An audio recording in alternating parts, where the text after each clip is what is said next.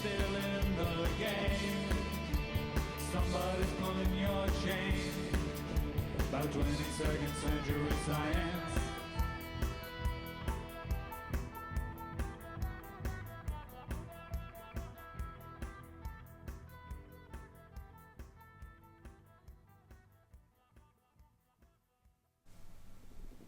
Hello, welcome to episode 11 of A 22nd Century Science, where we say astrology is not what you think it is.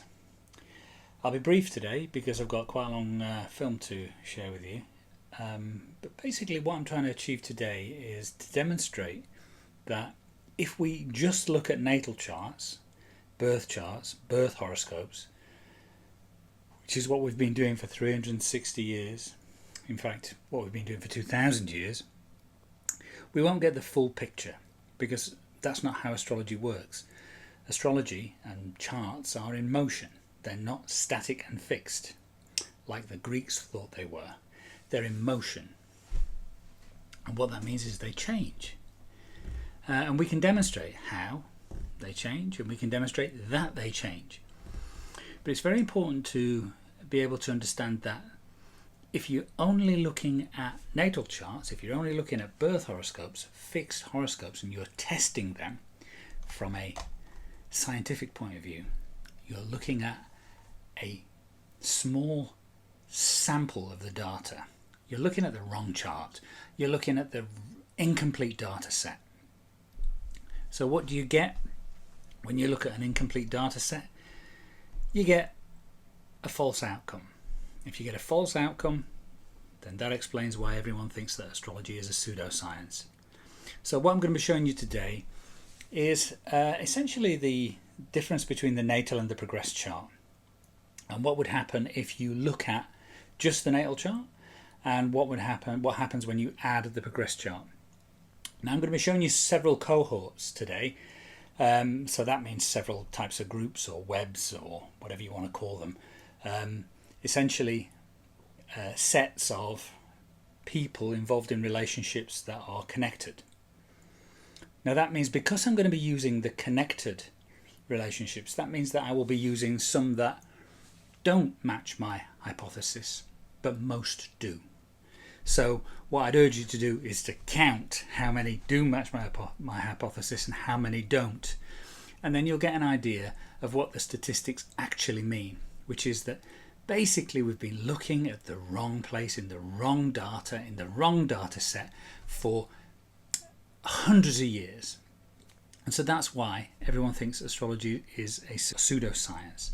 When I say everyone, I'm talking about everyone with any kind of authority believes astrology to be a pseudoscience. But of course they didn't do any work, and they are relying on people to have done some work, and they haven't done the work themselves. So the people that they're relying on to have done the proper work to find out what astrology is and how it works and how to test it, they haven't done any work because there's no funding and no money in this business to do the work. Now it happens that we probably live in a simulation, and if we live in a simulation, basically all bets are off. And astrology is a great idea for a simulation. It's not a great idea in a natural universe. I don't think it would work in a natural universe, but I think it does work in a simulated universe, and it's evidence that we are in one. So take a look at this. What I'm now attempting to show is how natal astrology is limited, and as we've only tested astrology using the natal chart for 360 years, and of course testing has been meagre and unfunded, we've never been able to show just how flawed the testing has been until now. All I have to do is show you what a synastry matrix is and how to read it for you to appreciate the paucity of research which has been targeting the wrong data. If you target the wrong data or an incomplete data set, you will arrive at a false conclusion. The belief that astrology is pseudoscience is entirely drawn from testing the wrong charts. Here's how I'll demonstrate this. A synastry matrix, a primer. In this matrix, Sun to Mars are in columns 2 to 6, so the Sun, Moon, Venus, Mars and Mercury positions. Column 1 is the day and the ephemeris the data refers to. That's more of interest to me than it is to you. Planet identifiers are in cells A2 to A6. Sun, Moon, Mercury, Venus, Mars. Column 7 contains the birth year and progressed year. Column 8 contains the names of the people involved. Person 1 natal planets are in cells B2 to B6. Person 2 natal planets are in cells E2 to E6. So these are the positions of the planets in the natal charts. And then the positions of the planets in the progressed charts are in rows C and D, from C2 to C6, D2 to D6. Now remember, we're not looking at the Moon and Mercury, so we can completely ignore them. We've highlighted with a red background the progressed Sun to progressed Venus conjunction in this case. So Sun is at 8 Libra 29 and Venus is in 6 Libra 55, which are very close together. And here we have a natal aspect between natal Sun and natal Venus. Again, it's a conjunction. 7 Virgo 57 and 10 Virgo 13 are a conjunction. It's just over 2 degrees. And we've got Mars-Venus aspect highlighted with a blue background. 3 Virgo 09 and 4 Virgo 30 are quite close together. So 4 Virgo 30 is in the natal chart of subject 1, and 3 Virgo 09 is the Venus is in the progressed chart of subject 2. And the subjects are Steve Jones of the Sex Pistols and Pretenders' Chrissie Hynde, who had a brief relationship in the mid-70s, described and depicted in the Disney serial Pistol. Again, this is how I gather data. So this is a 2 cohorts that are linked. Elizabeth Taylor is the featured person of interest in cohort 1, Rod Stewart in cohort 2. Some of these people are in one relationship in the study, but many of them are in more than one. So for example, Elizabeth Taylor is there in 1, 2, 3, 4, 5, 6, 7 relationships, and Rod Stewart in 1, 2, 3, 4, 5, 6, 7, 8, 9, 10 relationships. Vicky Hodge is in 1, just with Rod Stewart. So we're going to look at contemporary relationships to start with, and what I'm trying to show here is the difference between if we'd been investigating just the natal positions and how we make a difference by investigating the progressed positions. So we'll start with Johnny Depp and Amber Heard. This is their natal positions, and so you can see that Venus in Johnny Depp's chart is quite close to Venus in Amber Heard's chart. They're both in Taurus. Johnny Depp's about 26 degrees, Amber Heard's coming up to 25 degrees, so they're about just over a degree apart. But that isn't supposed to be necessarily what will get you together. And in 2009, Amber's Sun was making a connection, also a conjunction, coming into a conjunction with Johnny Depp's Venus.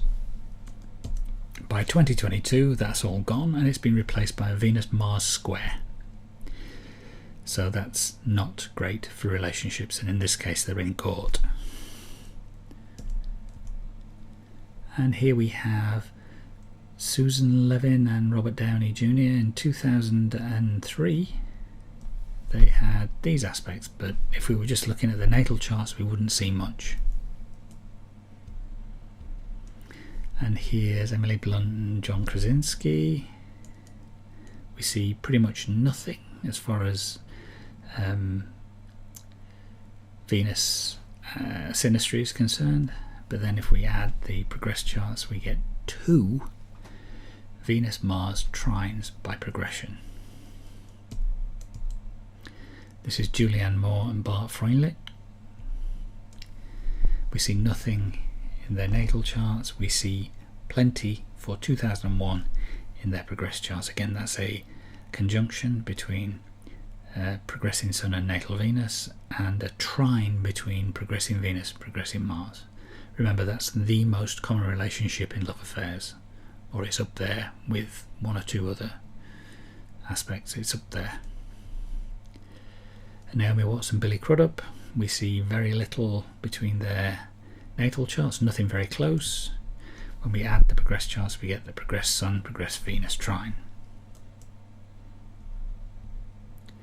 Timothy Chalamet and Kylie Jenner,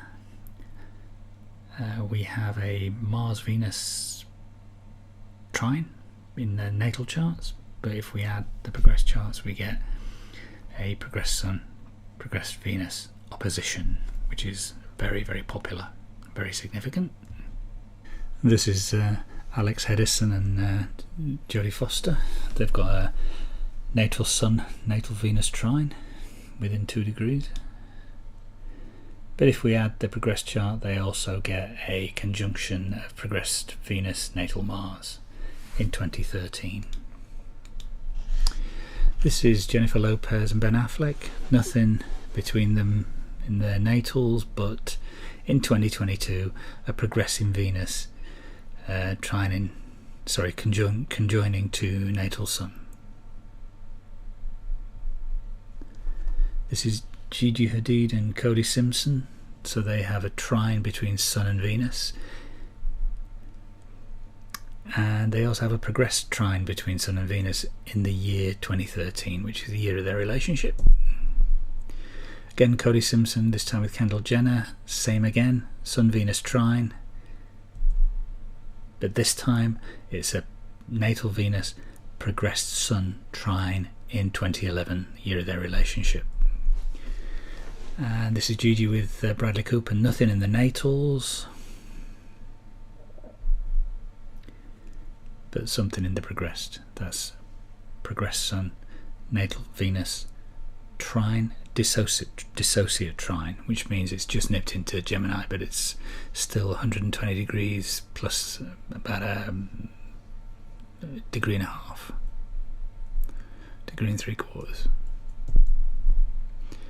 This is Sophie Turner and Joe Jonas. Nothing much in the natals,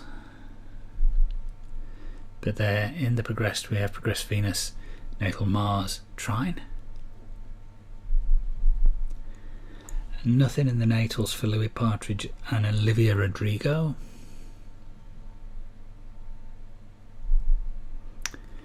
But there we have a progressed Venus, natal Sun trine in 2023. Stormy Henley and Joe Jonas, they have a natal Sun, natal Venus trine.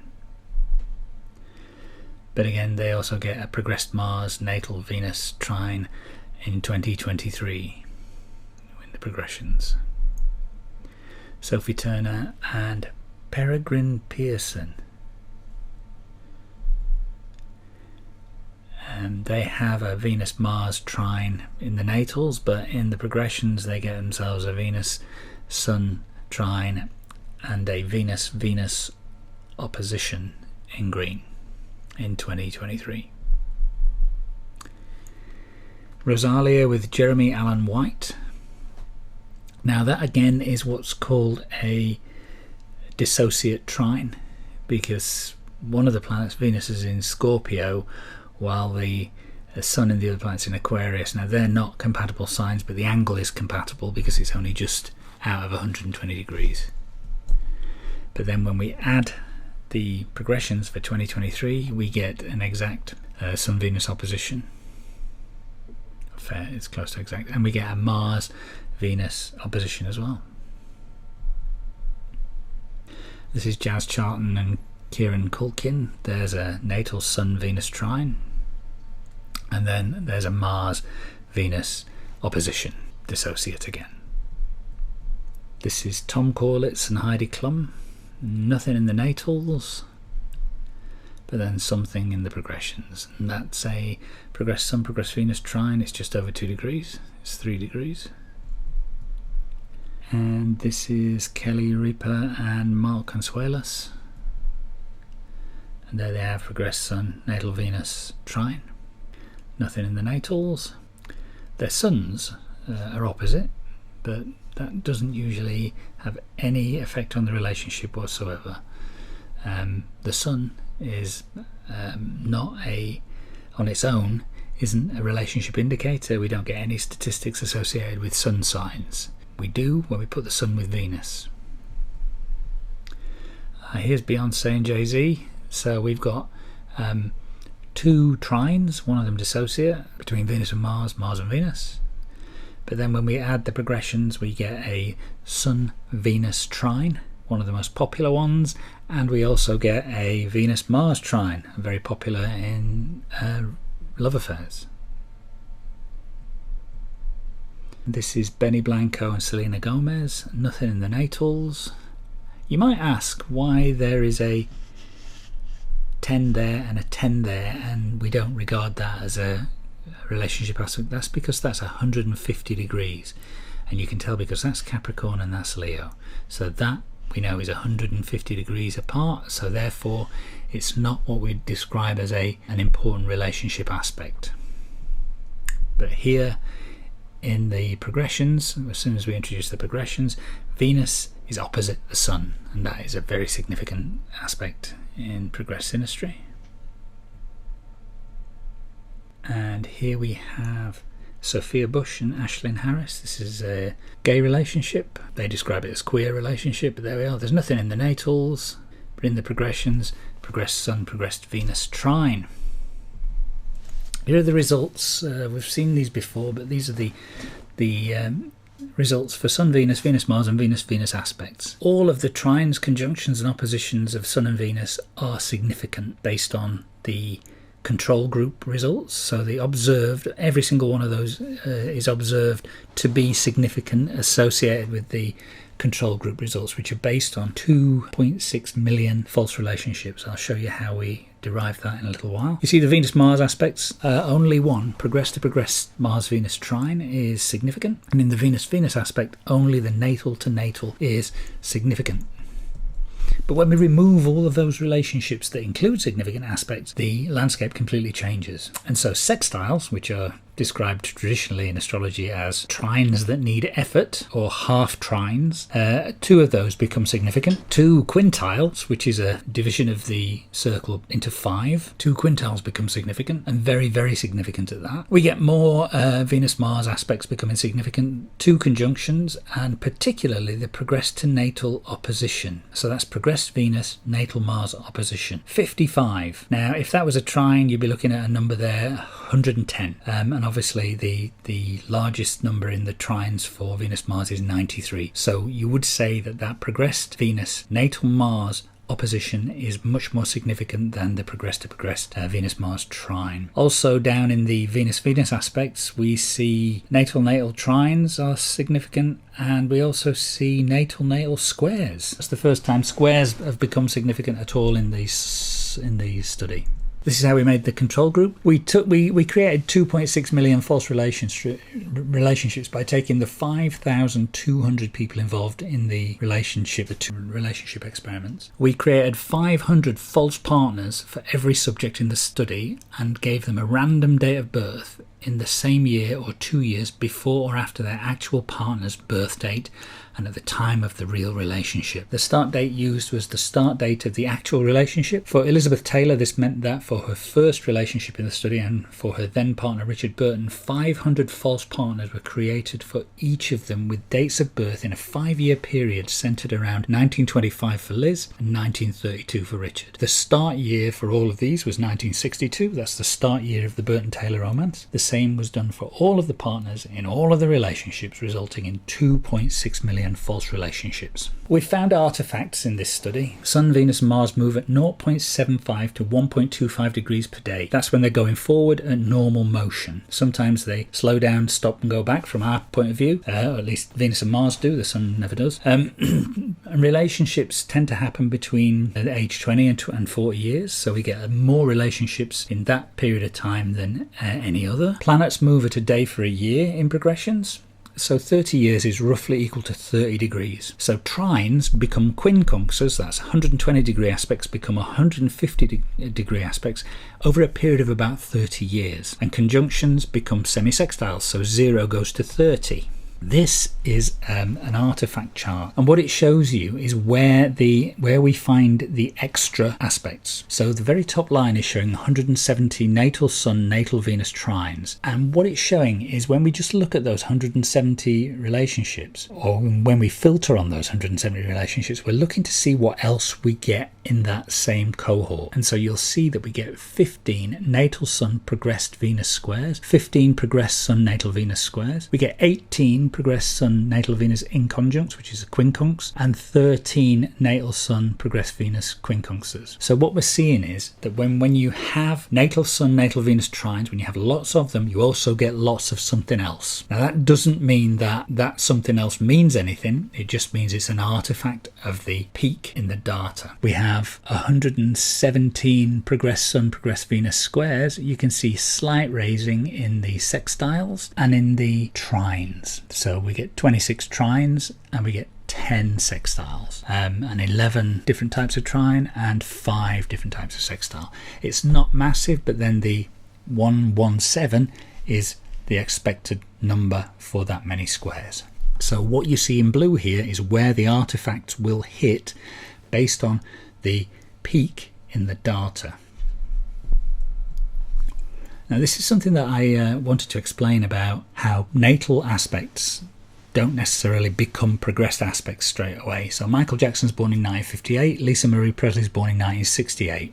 So his Sun and her Venus are in a trine aspect when she is born. But the progressed Sun and progressed Venus aren't until around about 1994. So yeah, 1994 is when it comes into orb.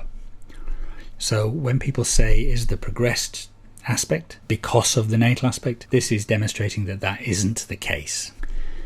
And this is what happens when we look at our love affairs. So we've got 808 love affairs, and so you can see that trines are very important, one of the conjunctions is very important, and 2 of the oppositions are very important. But you also see that squares and sextiles in blue, that shows that they are below expectation. Also you can see that progressed to progressed Venus Mars trines are very important, and we have natal Venus trines 2 there.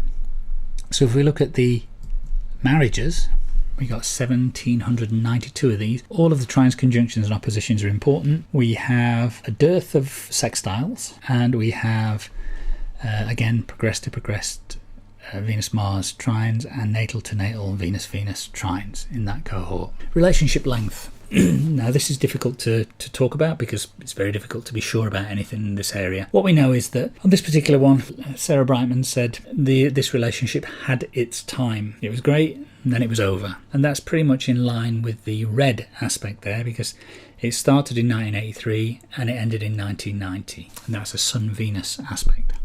This is Michael Sheen and Rachel McAdams. They were together between 2010 and 2013, and that was a progressed to progressed Sun-Venus trine. And the same thing happened in Michael Sheen's other relationship earlier on. He was in a relationship with Kate Beckinsale from 1995 to 2003, and we have that at the crux, if you like, at the apex of this progressed to progressed Sun-Venus trine. This is Omar Sharif and Fatan Hamama. They were together from around about 1951. Their Sun-Venus conjunction was exact pretty much at birth, and worked its way through to around about 1964 when it went out of orb in around 1965. And they got together in about 1952 and married in the early 50s. They separated in 1965 and divorced in 1975. We've looked at this before, but this is a perfect example of together in 1977, married in 1986, split in 1995. In one of my books I note that if this was oxytocin or phenylethylalamine or some sort of dopamine, chemistry would be going crazy, or pharmacology would be going crazy over this. So really astrology should be going crazy over a graph like this. But this is what graphs look like before we filter out the aspects we're interested in. This is Pavan and Ormont, who we've seen before, and I'll just reiterate, these are the aspects that we're interested in: the trines, a double trine, and the squares that come along during the relationship and upset it. I'm going to look at 18th century relationships because I want to show you that if we go back in time, we get similar scenarios. Now, arranged marriages in the 18th century, this is one, Louis XVI and Marie Antoinette. Not much going on here. You might say the opposite is going on. Actually, there's a square between Venus and the Sun. That's progressed Venus of Marie Antoinette and the natal son of Louis XVI. They didn't have a great start to their marriage, but that's an arranged marriage. Here's another one. This is Josephine Beauharnais and her first husband, Monsieur Beauharnais, and there's nothing going on there. And this is Marie Theresa of Austria and Francis I, Holy Roman Emperor. She was the mother of Marie Antoinette, and this was arranged. They didn't get married till about 1736, but around 1732, when they first started to notice each other, there was a little trine, Sun, progressed Sun, natal Venus trine. But love affairs look like this. Now this was Désirée Clary and Napoleon Bonaparte, progressed Sun, progressed Venus trine, and a trine between Venus, progressed Venus and natal Venus. And this is Napoleon and Josephine, again a trine between Venus and the Sun, and another trine between Venus and Venus. And this is Désirée Clary with Count Bernadotte, again a Sun-Venus trine, hidden away because it's by progression. And if we only observe the natal charts, this would be Josephine and Napoleon, this would be Désirée and Napoleon, and this would be Désirée and Bernadotte. We would not see any astrology. It would just be random, just looks random. It's only when we add the progressions that we see astrology at work. Again, Marie-Louise and Napoleon, this is a little bit later on, but there they are with a trine and a square. This is Marie-Louise with Adalbert later on in life. Again, she's got an opposition and a trine there.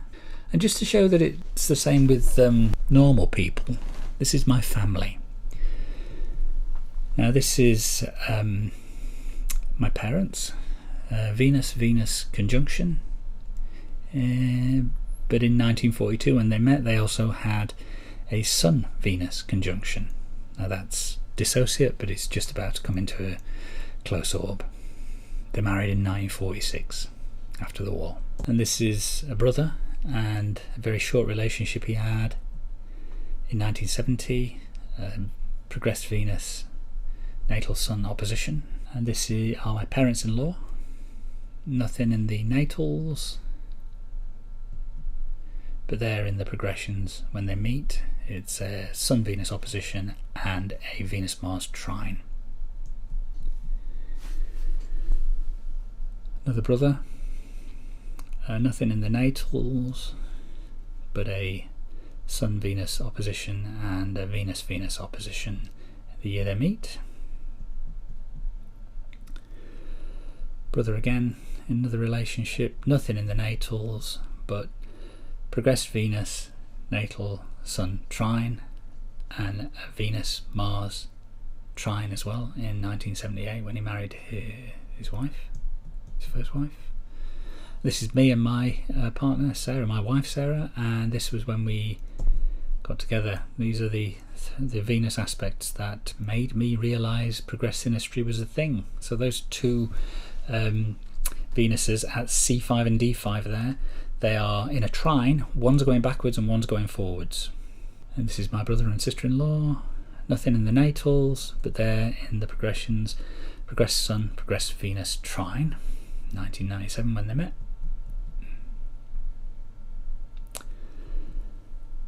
Another brother, just the Venus conjunction like my parents.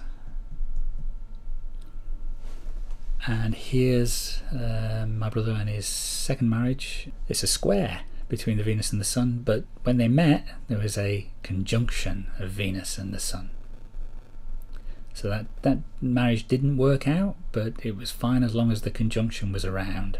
This couple actually married on TV on a show called IV Wed, which was televised in Britain on the Tyne Tees and Yorkshire TV region Christmas 2003. I was best man. Cohort 4, Chrissie Hynde. Now we started off with Chrissie Hynde and Steve Jones, so I'm going to continue through this. This is quite an interesting one. So we start with Nick Kent and Chrissie Hynde, nothing in the natals, plenty in the progressions, progressed Venus, natal Sun trine, 1974.